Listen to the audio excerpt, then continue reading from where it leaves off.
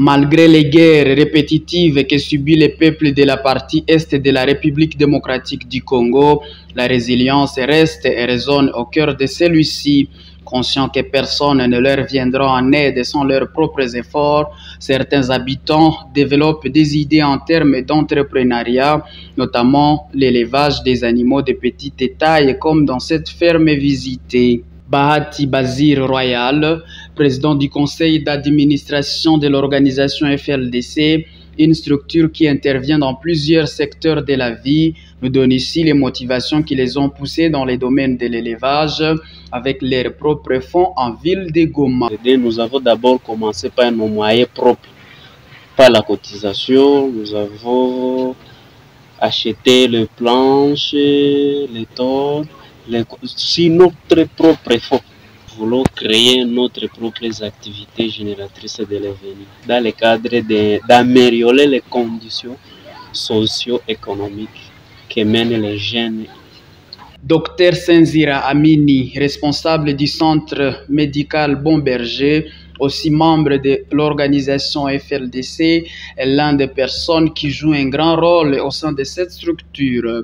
Au cours de notre visite dans leur ferme située au quartier Keshero en commune de Goma, nous avons découvert que c'est grâce à lui que FLDC mène ses activités dans cette partie du chef-lieu de la province du Nord Kivu. Dans l'unique souci de soulager certains membres de cette structure en déplacement en ville de Goma, les disciples d'Hippocrate leur a offert un espace gratuitement pour ainsi les aider à continuer leurs activités bien qu'avec beaucoup de difficultés. Si le gouvernement pouvait nous accompagner et trouver l'espace suffisant là où on peut essayer de faire l'extension, là on peut multiplier encore davantage les activités.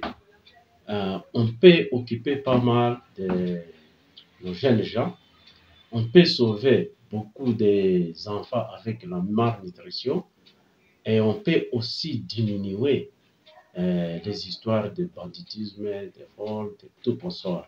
Si on est accompagné par le gouvernement, parce qu'on peut faire grand chose plus que ça. En RDC, le domaine de l'élevage reste presque inexploité, mais il faudra encore beaucoup plus d'efforts en termes de réflexion pour que ceci soit attirant. Pour l'ingénieur agronome Christophe Koubagire, directeur des programmes au sein de l'organisation des fermiers concessionnaires pour le développement FGOD en sigle, un seul conseil suffit pour tout débutant, avoir des idées avant de penser au capital.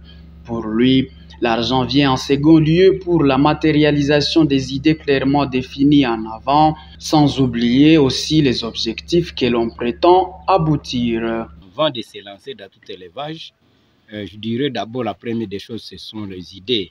Ils doivent d'abord avoir une pensée vers l'élevage qu'ils prétendent faire. Cela des gens des idées, la première des choses c'est les logis ou l'habitation. Il doit d'abord préparer là où cet élevage va vivre ou va abriter. S'il s'agit soit de l'élevage de volailles, il s'agit de petits bétails, il s'agit de gros bétail, tout demande d'abord une logis. Si vous allez élever en stabilation, il faut d'abord construire. Bon, l'élevage ne demande pas seulement trop d'argent, il suffit de s'organiser seulement et de savoir comment vous allez commencer votre élevage et quel objectif. Même avec 20 $, 50 $, on peut commencer l'élevage. Il suffit seulement que vous ayez fixé un objectif et vous avez fixé quel type d'élevage vous allez faire.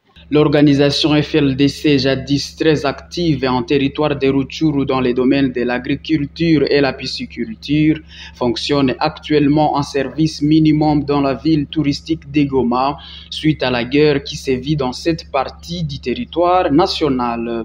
Actuellement, les membres de cette organisation font de leur mieux pour surmonter nombreuses difficultés dont ils font face à Goma, notamment dans l'élevage des poules, canards, dindos, lapins et chèvres pour ne citer que cela.